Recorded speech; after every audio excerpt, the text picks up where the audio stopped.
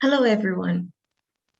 This presentation is about a theoretical framework that I developed with Dr. Maurice Hassan Khan from Anton de Kom University in Suriname. And the framework that we will be looking at today was developed to analyze people's health outcomes under the Indian indenture system, which occurred from 1830 to 1916. And under this system, over 1 million people went to work in British, Dutch, and French colonies around the world. Mauritius was the first colony to which Indian indenture was introduced, and Fiji was the last. This framework arose in response to Professor Vijay Tilok's keynote address at the 2018 conference in Suriname on indenture and slavery, which Maurice organized. Tilok noted a significant gap in indenture studies, which is a lack of comparative analysis across the indentured diasporas. So through our proposed framework, we provide a platform for the systematic and comparative analysis of cause, effect, and response to acts of inequality from the perspective of the plantation-based individuals. And by this, I mean the men, women, and children who lived and worked under the system of Indian indenture. Today, we will discuss the major principles of the framework, how to use the framework, and we will end with a discussion on areas of research where it can be used. The CARE framework reflects the trajectory of research perspectives in indenture studies. In the past, academics had a narrow and simplistic view of indenture.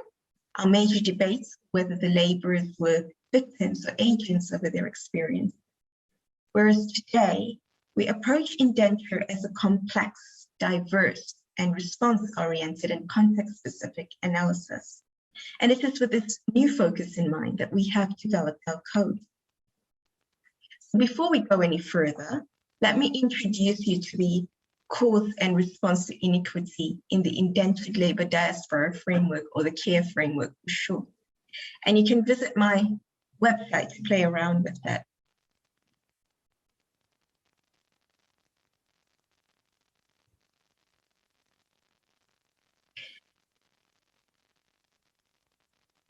As you can see, it can open up as you click on the different segments on the framework.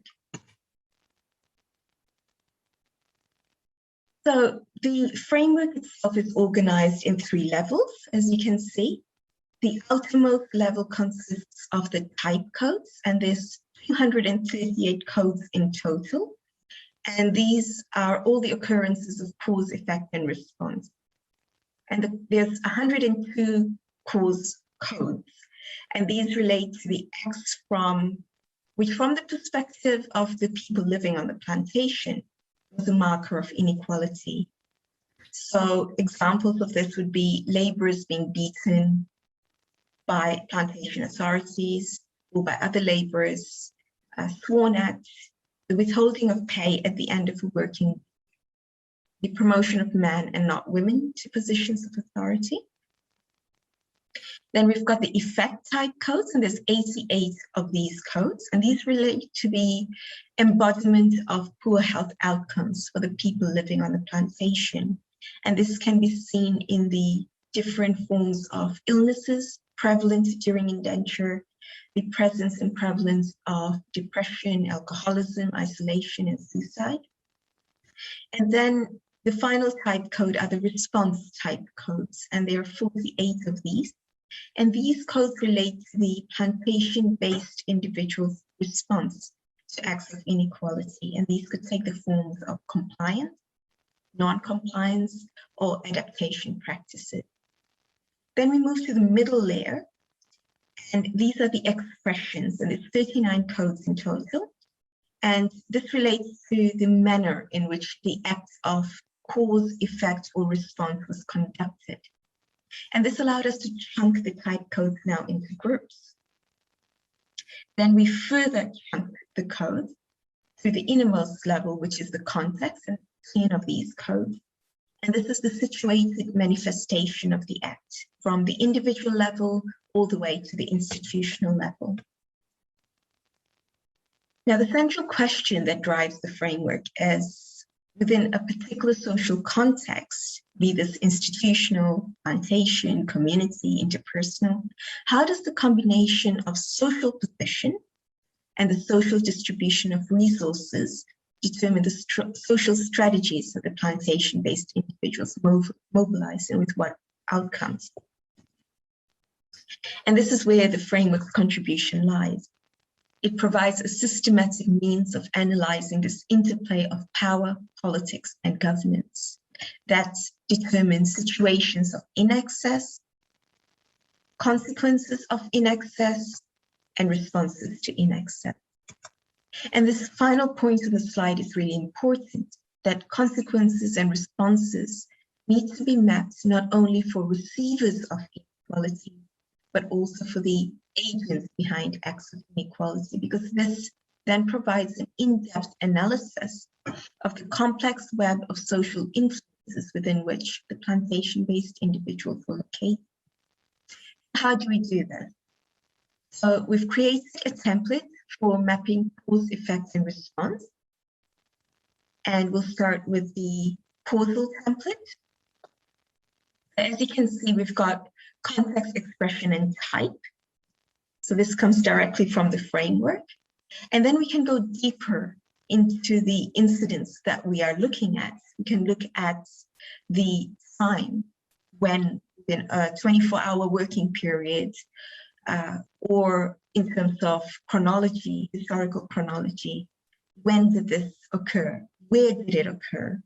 And taking time and place into account allows for an analysis of whether the causal factor is widespread or situated to a context.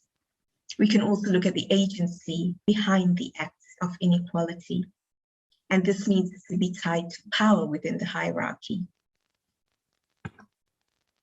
Then we can move to the effect template, and again, an act is perceived to be inequitable from an individual's perspective. So the consequences of inequality may be measured along the following aspects from the plantation-based individual's perspective. Life stage and experience. So we know that some people were born onto these plantations, some arrived as young children, others arrived as adults. So when did they experience inequality? What was the intensity of the experience? How frequently did this experience occur? How long did it take place? And of course, what was the effect of the experience of the individual?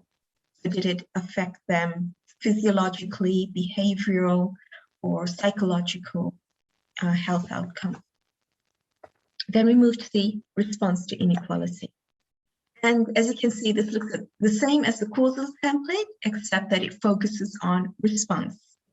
And the final factor is about consequences for the agent behind the act of inequality. So what form did the punishment take place? Or was there a lack of punishment, which in turn could then lead to condoned acts of further inequality or further acts of retaliation? So by taking cause, effect, and response into consideration, we create this dynamic map of relationships across institutional level factors, plantation level structures, and the inter and intra-level factors on the plantation. So finally, I'd like to leave you with some of the research areas that could be done using this framework. So first of all, the factors that formed limiters in some instances could be buffers in others. So for example, factors during indenture that could be protective factors could also be causal factors of poor health outcomes, such as the loss of caste system and adaptation of cultural and linguistic practices, which may have suited the laborers who were established on the plantation, but for new laborers coming in directly from India, entering this environment, this breakdown of familiar practices and ways of being were quite stressful. Laborers' response to perceived acts of inequality would be another great area to analyze. So, example, we could look at the resistance acts amongst laborers in different colonies towards the same causal factors, such as low wages, or the resistance acts amongst female laborers as women and as mothers in colonies. Then we could do the life course approach, which is the impact of legitimate or indenture on different stages of a person, from the point at which they entered the plantation environment. So as I mentioned earlier, those who were born onto the plantation would have had a different experience to indenture all the way from birth through infancy, adolescence, and adulthood, as compared to those who entered indenture as adults.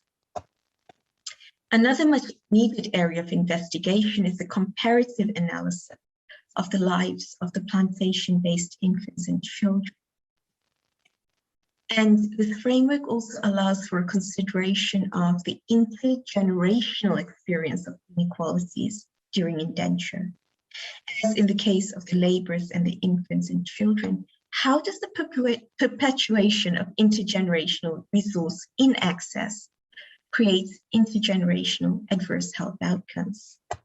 And finally, the application of this framework is not limited to the historical presence of inequalities and consequences. The framework also allows for a comparison between indenture and post-indenture health outcomes to determine what causes and effects were limited to the plantation and which causes and effects persisted from the indentured plantation environment to post-indentured population. Right, so that in a nutshell was the framework that we've developed. And I'm happy to talk to you further. You can send me emails, you can contact me via my LinkedIn page. And thank you very much.